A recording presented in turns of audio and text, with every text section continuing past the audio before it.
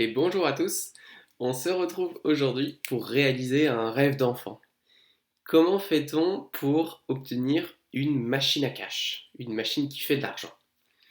Je suppose que comme moi, vous vous êtes toujours dit qu'est-ce que j'aimerais quand j'étais enfant, avoir une machine et réussir à imprimer des billets de mon côté pour pouvoir acheter tous les bonbons et tous les jouets que je voulais. Et bien en fait, cette machine à cash, elle existe. Et de manière générale, il y a plein de sortes de machines à cash. Globalement, tous les investissements sont, d'une manière ou d'une autre, des machines à cash qui ont des fonctionnements plus ou moins différents. Elles ont plus ou moins de chances de se casser, elles durent plus ou moins longtemps, elles coûtent plus ou moins cher, et elles impriment plus ou moins de billets. C'est une manière assez intéressante, je pense, de voir les actifs financiers que de les voir comme des machines à cash. Et aujourd'hui, on va voir effectivement cette analogie pour comprendre l'importance d'un indicateur qui est souvent utilisé pour comprendre si un actif est sur ou sous-évalué.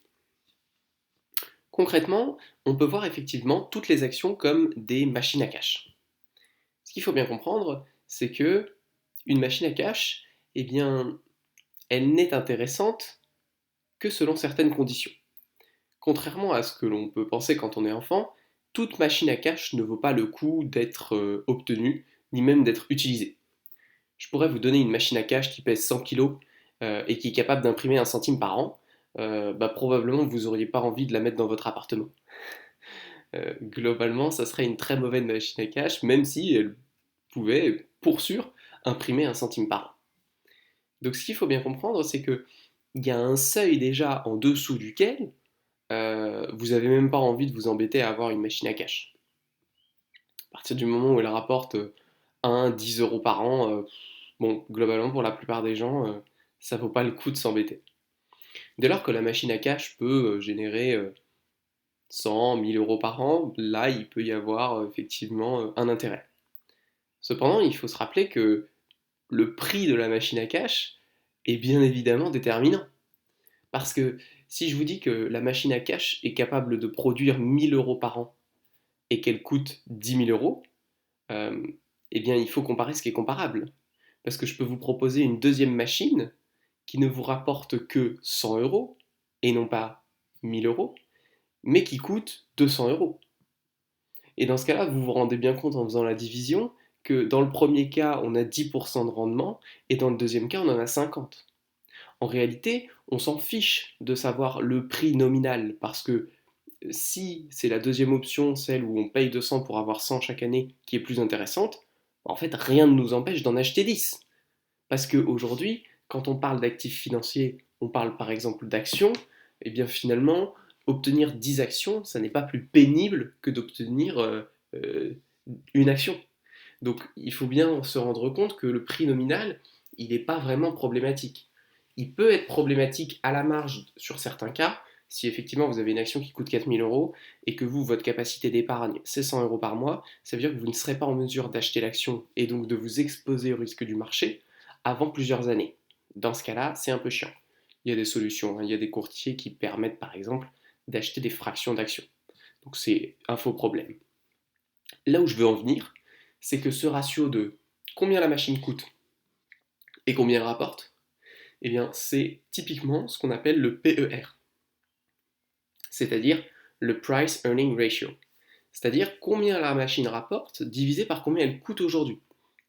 Et c'est un indicateur qui est central pour mener des analyses fondamentales, c'est-à-dire des analyses qui se basent sur les chiffres de l'entreprise pour déterminer si oui ou non on veut acheter une part de cette entreprise. Donc oui, acheter une machine à argent, c'est possible, et même c'est facile. Néanmoins, acheter une bonne machine à argent, c'est un petit peu plus compliqué, puisqu'il y a des machines qui vont rapporter plus, mais elles ont une probabilité, disons, de dysfonctionner, c'est-à-dire de ne pas imprimer d'argent, voire même de casser totalement, et de ne plus jamais produire d'argent. Ce serait l'analogie pour un crash total pour une action. Donc il faut bien garder ça en tête. C'est une manière assez intéressante aussi de remettre en perspective les différentes manières qu'une action peut vous permettre de vous enrichir. C'est-à-dire que quand on imagine une machine à argent, on imagine une machine effectivement qui imprime du cash. Ça peut être le cas dans une action, typiquement, qui va vous verser un dividende. Ça peut être le cas sur une obligation qui va vous verser un coupon.